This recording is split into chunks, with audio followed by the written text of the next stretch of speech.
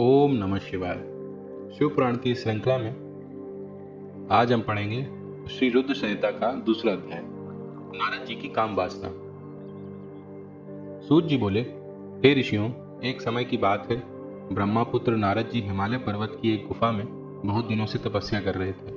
उन्होंने दृढ़ता पूर्वक समाधि लगाई थी और तप करने लगे थे। उनके उग्र तप का समाचार पाकर देवराज इंद्र कांप उठे। उन्होंने सोचा कि नारद मुनि मेरे स्वर्गलोक का राज्य छीनना चाहते हैं। यह ख्याल आते ही इंद्र ने उनकी तपस्या में विघ्न डालने की कोशिश की। उन्होंने कामदेव को बुलाया और कहने लगे, हे कामदेव, तुम मेरे परम मित्र एवं हितैषी हो। नारद हिमाचल पर्वत की गुफा में बैठकर तपस्या कर रहा है। कहीं ऐसा न हो कि वरदान में ब्रह्मा जी से मेरा स्वर्ग का राज्य ही मांग बैठे। अतः तुम वहां जाकर उसका तप भंग कर दो।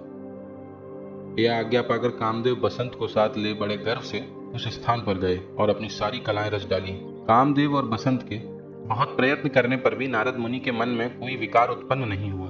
महादेव जी के अनुग्रह से उन दोनों का गर्व चूर्ण हो गया। ऐसा इसलिए हुआ क्योंकि महादेव जी की कृपा से नारद मुनि पर कामदेव का कोई प्रभाव नहीं पड़ा था।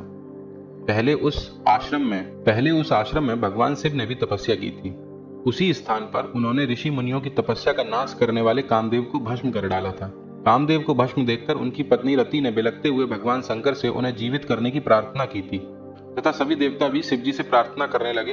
तो भगवान महादेव जी ने कहा था कि कुछ समय पश्चात कामदेव स्वयं जीवित हो जाएंगे, किंतु इस स्थान पर इसके आसपास जहां तक भस्म दिखाई देती है वहां तक की पृथ्वी पर कामदेव की माया और कामबाण का कोई प्रभाव नहीं पड़ेगा। इस प्रकार उस स्थान से कामदेव लज्जित होकर वापस लौट आया। देवराज इंद्र ने जब यह सुना कि नारद जी पर कामदेव का कोई प्रभाव नहीं पड़ा तो उन्होंने नारद जी की खूब प्रशंसा की। भगवान शिव की माया के कारण वो भूल गए कि शिव जी के शाप के कारण उस स्थान पर कामदेव की माया नहीं चल सकती। नारद जी भगवान शिव की कृपा से बहुत समय तक तपस्या करते रहे। अपने तप को पूर्ण हुआ समझकर नारद जी उठे तो उन्हें कामदेव पर विजय प्राप्त करने का ध्यान आया। तब उन्हें मन ही मन इस बात का घमंड हुआ कि उन्होंने कामदेव पर विजय प्राप्त कर ली है। इस प्रकार अभिमान से उनका ज्ञान नष्ट हो गया। वे यह समझ नहीं सके कि कामदेव के पराजित होने में भगवान शंकर की ही माया थी। तब वे अपनी काम की विजय की कथा सुनाने के लिए शीघ्र ही कैलाश पर्वत जा पहुंचे और भगवान शिव को नमस्कार करके अपनी तपस्या की सफलता का समाचार तथा कामदेव पर विजय प्राप्त करने का समाचार कह सुनाया। यह सब सुनकर महादेव जी ने नारद जी की प्रशंसा करते हुए कहा, हे नारद जी, आप परम धन्य हैं, परंतु मेरी एक बात याद रखना कि यह समाचार किसी अन्य देवता को मत सुनाना। विशेषकर भगवान विष्णु से तो इस बात को कदापि न कहना। यह वृत्तांत सबसे छिपाकर रखने योग्य है। तुम मेरे प्रिय हो, इसलिए मैं तुम्हें यह आज्ञा देता हूं कि यह बात किसी के सामने प्रकट मत करना।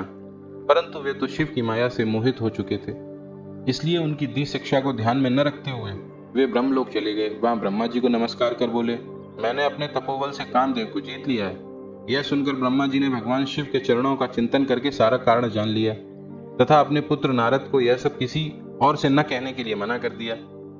नारद के मन में अभिमान के अंकुर उत्पन्न हो गए थे, जिसके फलस्वरूप उनकी बुद्धि नष्ट हो गई थी। वे तो तुरंत विष्णु लोक पहुंचकर भगवान विष्णु को यह सारा किस्सा सुनाना चाहते थे। अतः शीघ्र ही वे ब्रह्मलोक से चल दिए। नारद मुनि को आते देखकर भगवान विष्णु सिंहासन से उठ खड़े हुए। उन्होंने नारद को गले लगा लिया और आदर सहित आसन पर बैठाया। भगवान शिव के चरणों का स्मरण करके भगवान विष्णु ने नारद जी से पूछा, नारद जी, आप कहाँ से आ रहे हैं और इस लोक में आपका शुभागमन किस लिए हुआ है? यह सुनकर नारद जी ने अहंकार सहित अपने तप के पूर्ण होने एवं कामदेव पर विजय प्राप्त करने का समस्त हाल उन्हें कह सुनाया। भगवान विष्णु काम के विजय के असली कारण को समझ चुके थे। वे नारद जी से बोले, हे नारद जी, आपकी कीर्ति एवं निर्मल बुद्धि धन्य है। काम, क्रोध एवं लोभ मोह उन मनुष्यों को पीड़ित करता है जो भक्तिहीन है। आप तो ज्ञान वैराग्य से युक्त एवं ब्रह्मचारी हैं, फिर भला यह काम आपका क्या बिगाड़ सकता था? देवर्षि नारद बोले, हे भगवान, यह सब आपकी कृपा का ही फल है। आपकी कृपा के आगे कामदेव का क्या सामर्थ्य जो मेरा कुछ बिगाड़ सके? मैं तो सदा ही निर्भय हूँ। इतना कहकर नारद जी विष्णु भगवान को नमस्कार कर वहां से चल दिए। इस तरह यह दूसरा अध्याय समाप्त हुआ। हर हर महादेव।